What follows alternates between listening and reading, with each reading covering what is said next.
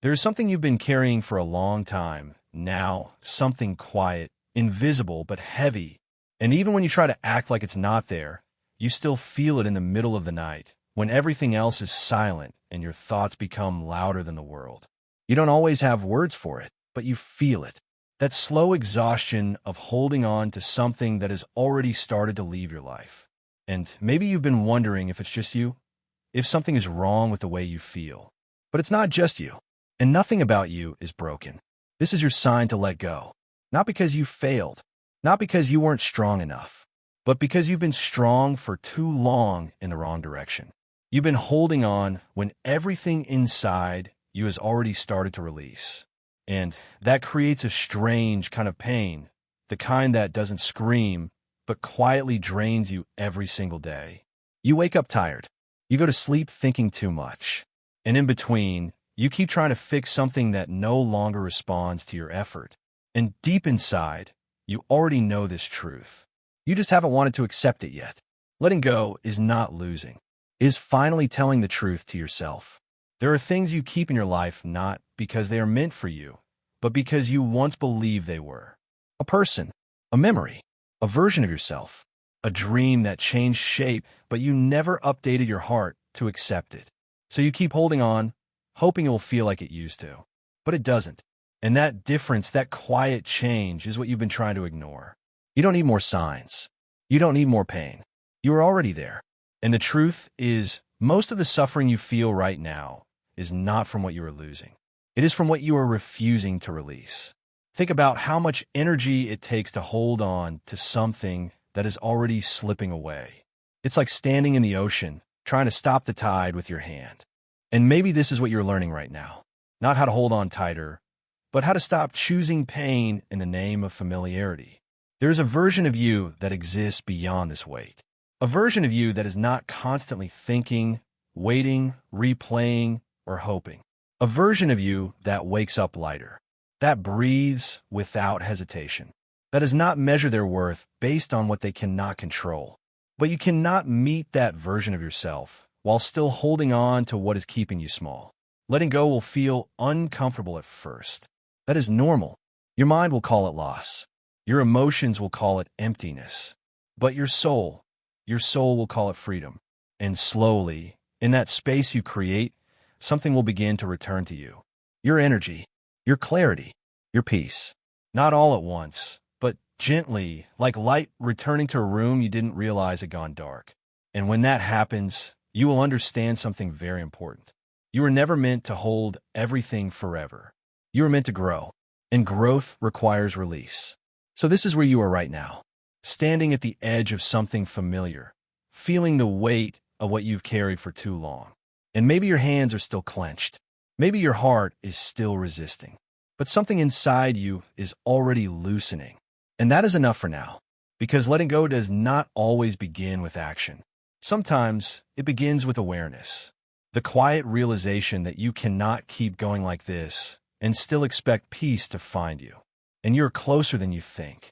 If you are ready, I can continue with part 2. And now you are here, still holding on, but no longer unaware of it.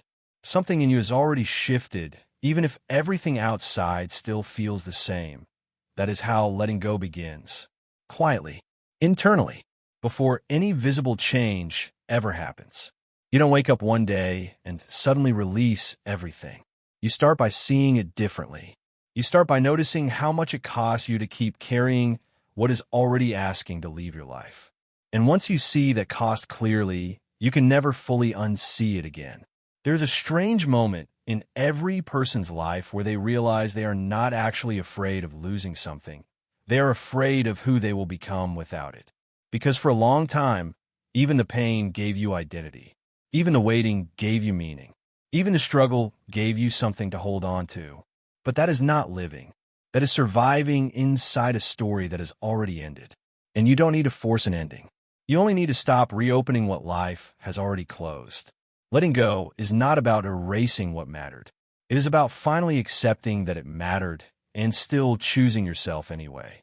That is the part that feels impossible at first, because you were taught, in subtle ways, that holding on is loyalty, that enduring is strength, that suffering quietly means you are committed. But real strength is not in how long you can hold on to something that hurts you. Real strength is in your willingness to stop choosing what breaks you. And yes, there will be resistance. Your mind will try to pull you back. It will replay the best moments. It will remind you of what could have been. It will romanticize what was incomplete. Not because it is true, but because your mind is familiar with it. Even pain becomes comfortable when it is known. But comfort is not the same as peace. Peace feels different.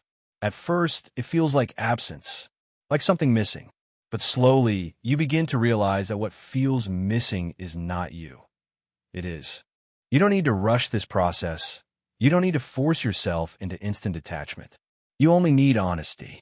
The willingness to stop lying to yourself about what is still good for you. Because deep down, you already know. And once you stop resisting that knowing, everything starts to shift. There will come a moment when you think about what you let go of, and instead of pain, you will feel calm. Not because it didn't matter, but because it no longer controls you. That is healing, not forgetting, but remembering without breaking. And slowly, your life begins to open again. You notice new things, new possibilities, new versions of yourself that were never available while you were still emotionally tied to something that had already ended. And you realize you were not stuck because life stopped moving. You were stuck because part of you refused to move with it. But now, something inside you is different. You are not the same person who first started holding on.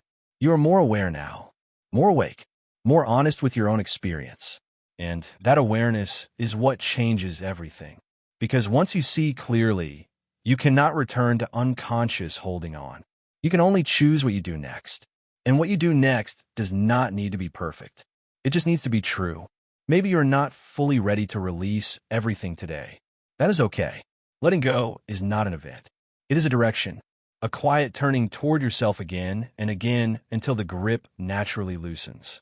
And one day, you will notice you're no longer holding on the same way. You are no longer tied to what once controlled your emotions. You're no longer living inside something that was already over. And in that moment, you will understand something deeply. You are never losing anything meant for you. You are only learning how to stop holding on to what wasn't. And what remains is you, lighter, clearer, present, finally free enough to receive what could never reach you while you're H.